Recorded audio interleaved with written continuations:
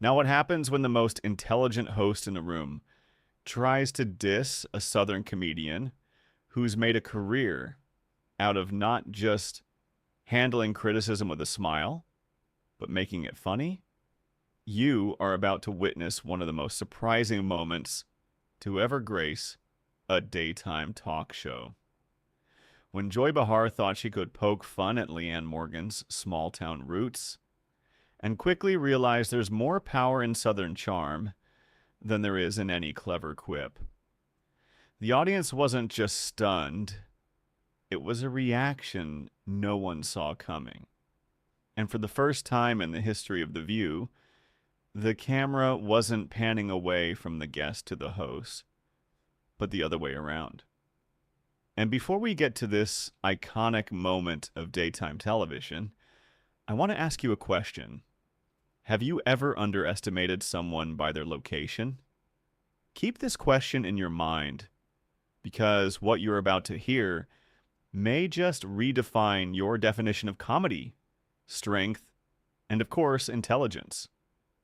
The sun had barely risen over New York City, the lights of the studio blindingly bright, and the crowd eager to laugh, eat, and get their dose of their favorite hosts on The View. But there was something different on set today, an electrifying anticipation. Leanne Morgan was about to step onto stage. Now she wasn't some movie star that everyone knew about. No blockbuster movies to promote, no tabloid stories. But she did have one thing. She had a Netflix special that broke all records and tours, selling out everywhere she went. And at 58 years old, Leanne had become one of the most successful comedians in America. For years, she had worked in churches, clubs, and at school functions. And all her hard work finally paid off. Think about that for a second. How many people are chasing their dream for that long and finally making it? Leanne arrived at the studio as you would expect her to be. Warm, charming, and most of all, genuine.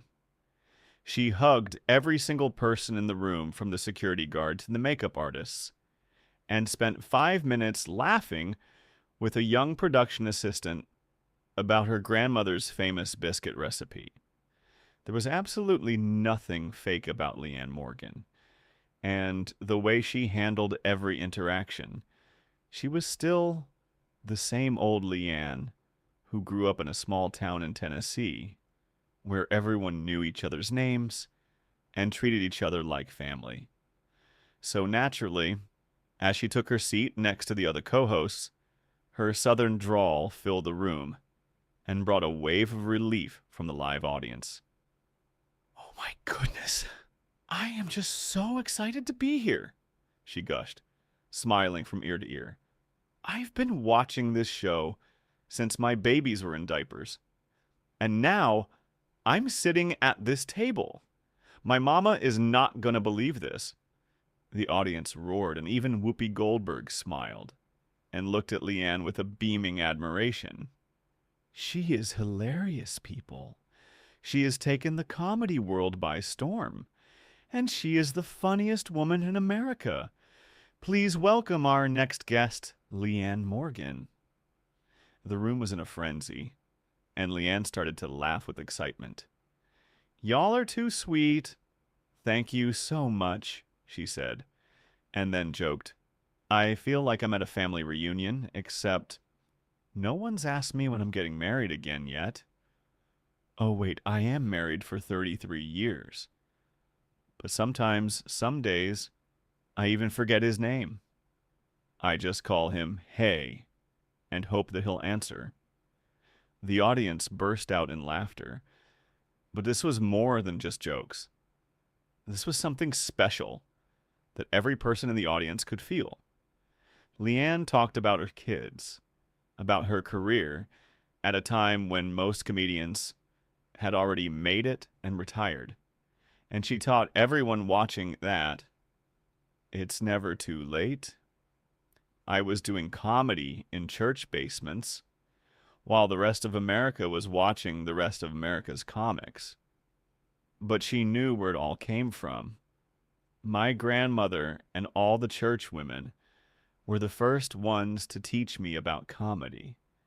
Because if you can make a Baptist woman laugh when she's going through menopause, you can make anybody laugh at anything. Everyone loved her. Even Whoopi gave a little chuckle, but you could see that the View host, Joy Behar, was not looking as happy. Then came the moment everyone has been anticipating. Joy Behar with that famous smirk we all love to see. And it was directed straight at Leanne Morgan. "So, Leanne," Joy began, with that undeniable sting in her voice, "your comedy, it's very small town, isn't it? You know, Walmart, casseroles, a little country livin'. Do you ever think that you might be limiting yourself?" Joy leaned into the microphone. "Real comedy is supposed to challenge people, darling. And your humor, well, it feels more like comfort food for people who don't want to be challenged at all." The room went silent. This was more than a question. This was a setup. This was designed to humble, to trap, and to test. And the most amazing question is, how would Leanne answer? Because this is where the magic happened. And Leanne's smile never even wavered. "Well, I appreciate the question, Joy," Leanne started, her tone placid and warm, her smile unchanging. "My mama had a saying that has always stuck with me. Some folks get so educated they lose their common sense along the way. Now, I don't always know exactly what she meant when she said that, but I can tell you this much. I think of it every time somebody tells me my comedy isn't sophisticated enough." A smattering of laughter echoed through the room, and for a split second, Joy's smile faltered slightly. "But to answer your question honestly," Leanne continued, still as sweet as pie, "I think the most difficult thing for a comedian to do is take something very specific and somehow make it universal." She let the silence hang for just a moment before continuing. "When I talk about Walmart, I'm talking about community. When I talk about casseroles, I'm talking about love, which most of us, and most women in particular, show through food. And when I talk about small town life, I'm not just describing a town. I'm talking about the way that most people actually live their lives." There was a noticeable change in the room's atmosphere. "Not the way that TV portrays it," she said softly, "but the actual way. People who aren't spending time on the East or West Coast." It took a second for it to sink in, but once it did, it really hit. Joy's smile was still in place, but it had become noticeably more rigid. "Well," Joy stated dismissively, "that's certainly one way to put it. But frankly, let's be real. Your audience is primarily Middle America, correct? People with particular values, particular beliefs. Aren't you just telling them what they want to hear, not challenging them? And with that, the tension was back in full force. So here's the question. Was Leanne going to back down or push back? Leanne tilted her head slightly, still holding the same sweet, placid expression on her face. "Joy, honey," she said gently, "I have been doing stand-up for over 30 years. I have stood in front of more different types of crowds than most people have even seen." She leaned in ever so slightly.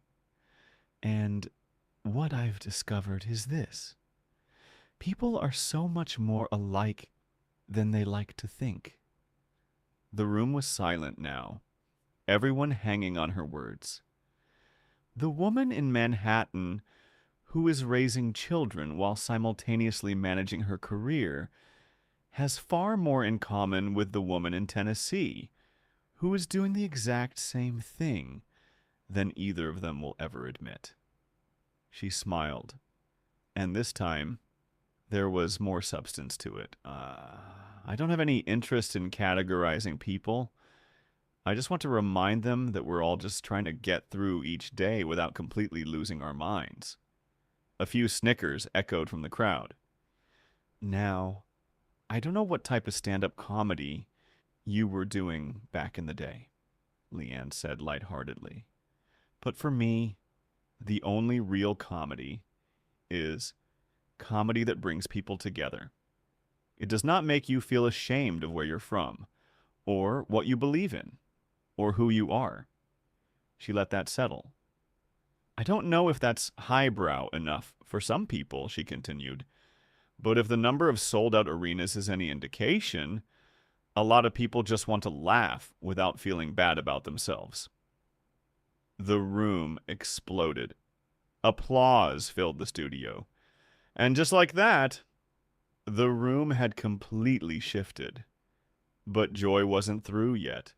I'm just saying, she retorted. There's a difference between being popular and being good. McDonald's is popular too, and no one's calling it fine dining. And there it was, the jab. But then something unexpected happened. Leanne burst out laughing, a genuine, unrestrained burst of humor. Joy, did you just compare me to McDonald's? She said, her grin wide. Honey, I've been called worse by people that knew me well. The audience began to laugh even before she finished the sentence. My mother-in-law told me my brisket tasted like a tire fire at Easter dinner, in front of my whole family, and Jesus, she added. The room was roaring now. So, if you're going to try and offend me, you're going to need a better arsenal than fast food. The laughter was deafening. But with surprising speed, Leanne transitioned back to her calm demeanor. Honestly, though, she said softly, I find it a little unfair to presume that the folks in Middle America don't deserve the type of comedy that speaks to their own experiences. The room hushed once more, as if their experiences aren't valid enough, as if their own lives aren't interesting enough. She paused for a beat. I've met many people who were extremely confident in their own knowledge, she continued, but I've noticed something about all of them. A brief pause. They've never actually had to live amongst the people they so readily judge. The room became incredibly tense. Joy narrowed her eyes. Are you saying I judge people? Leanne didn't flinch, but her smile softened even more. Oh, honey, I'm not saying anything of the sort. I'm a comedian, not a therapist. A tiny, nervous laugh escaped from the audience. But I will say this, she continued, her voice still quiet, but with a newfound firmness. In my experience, people who need to constantly prove to others how sophisticated they are don't actually feel quite so sure about their own sophistication.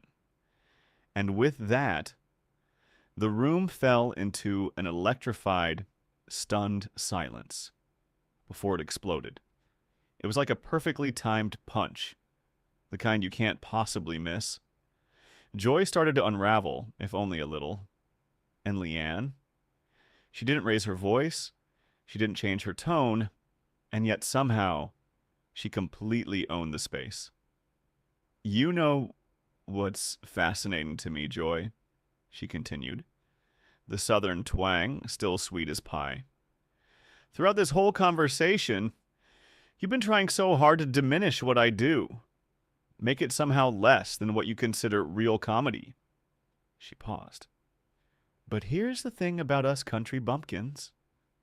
We can tell when someone's patronizing us, and we're pretty darn used to just smiling through it. A hush fell over the audience. Leanne turned to face them.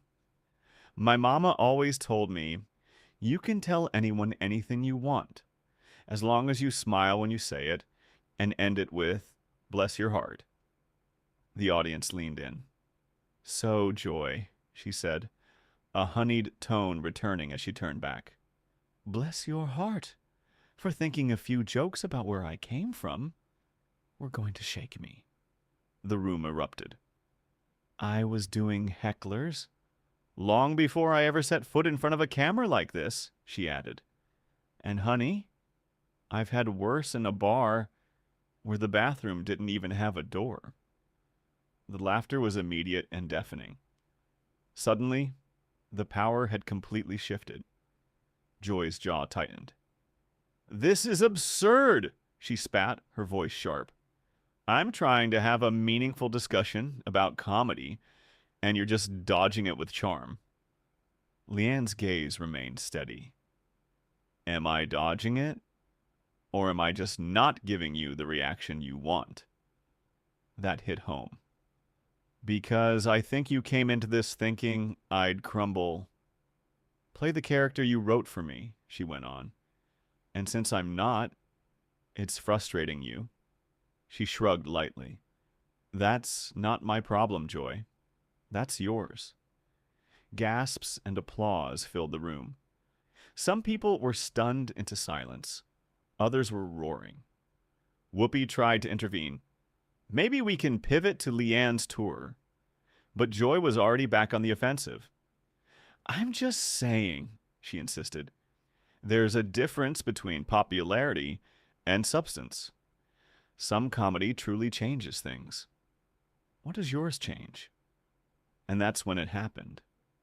The energy shifted, not with laughter this time. Ask yourself, what really matters? Leanne nodded slowly, a genuine thought crossing her face. You know what, Joy? That's a fair question. The room fell silent. What does my comedy change? She paused. Then her voice softened, carrying a weight that silenced them all. I got a letter last week from a woman in Ohio. She's been going through chemo, and my specials were the only thing getting her through treatment. She said I made her laugh when she didn't think she had it in her anymore. You could hear a pin drop. That's what my comedy changed for her. Silence again. I got a letter from a man in Texas, Leanne continued. His wife died, and he watches my show because, when he does, it feels like she's still there, laughing with him. Everyone was still now, hanging on her every word. That's what my comedy changed for him. Her voice remained calm, but the depth of emotion was undeniable. I met a young woman in Nashville. She told me she was feeling really low and even contemplating hurting herself. But she decided to come to my show first, hoping maybe laughing could help. It did. She got help, and she's doing well now. A beat of silence. That's what my comedy changed for her. Then she looked directly at Joy. You want to talk about what's important? Those people are important. Their pain is important. Their need to laugh, that's what matters. She leaned forward slightly. And if my simple, unrefined McDonald's comedy can offer them even an hour of escape, an hour where they can just breathe and not worry about what they're going through, a pause, then I'd say that's pretty damn important. Wouldn't you? The audience didn't just clap this time. They stood. But Leanne wasn't finished. You know what I've found about people who are always looking down on others? She continued, her voice now carrying throughout the entire studio. They often don't do the work of actually getting to know people. She let the statement sink in. They stand at a distance. They decide what's important without ever stepping into someone else's life. Her voice grew stronger. They've never held someone who's crying in the meet and greet line, telling them your jokes help them get through a divorce. They've never hugged a veteran who said your jokes reminded them Their marriage was worth fighting for. The room felt different now, real and heavy. "I'm not trying to change the world with my comedy, Joy," she said finally. Her voice softened again, but it held all the conviction of what she'd just said. "I'm just trying to help people make it through their day." At that moment, there was nothing left to argue. "And if you can't see the beauty in that," Leanne continued softly, "then I really do feel sorry for you. Because in the end, they're not going to remember how smart you sound. They're going to remember how you made them feel." The words hung in the air. Joy's face twisted from confusion to rage and back again in seconds. She finally managed, through gritted teeth, "I don't need a lesson in meaning from someone who tells jokes about menopause and minivans." The tension snapped again. Leanne burst out laughing, full and unforced. "Oh, Joy," she said, shaking her head slightly. "You still don't get it, do you?" The audience leaned in. "Those jokes about menopause aren't about menopause. They're about women getting to a place in their lives where they stop giving a damn about what anyone else thinks." A beat. "And the jokes about minivans aren't about minivans. They're about the beauty, mess, and chaos of raising a family." Her voice remained warm, but carried weight with every word.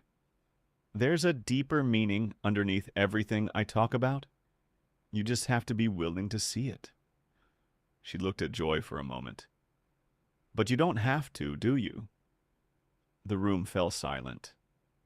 "Because seeing it would mean accepting that the people you've spent years looking down on actually lead lives that are just as full and real as your own." Another beat. "And that's hard to accept when your entire sense of self is built around being the smartest person in the room." That was it. Joy pushed her chair back violently, the screech of the legs on the floor cutting through the silence. "I'm not sitting here being psychoanalyzed by someone who tells jokes about Cracker Barrel," she snapped, standing up. Leanne remained seated. "You don't have to, Joy," she said calmly. Then she added, "Though I do have to say, I've told jokes about Cracker Barrel to sold-out crowds in Madison Square Garden." A beat. "Where are you playing these days?" The room erupted. Joy's face flushed, and her voice rose. "This is insane. You're unprofessional." Leanne chuckled softly. "I'm unprofessional? You've been trying to make me feel smaller all interview. You've been judgmental about my jokes, my audience, my life. And I've just refused to feel small." She shrugged. "If that's unprofessional, I'll take it." Suddenly she turned back to the audience, her smile returning like nothing had happened. "You've been so wonderful. This is why I do what I do." Her voice softened. "Because no matter what happens, laughter connects us. It makes us realize that despite our differences, we're all just people." She glanced briefly at Joy. "And I'd rather connect with people through a simple, honest joke than push them away with a polished insult." The audience clapped louder. Joy seemed to flinch. "You know what?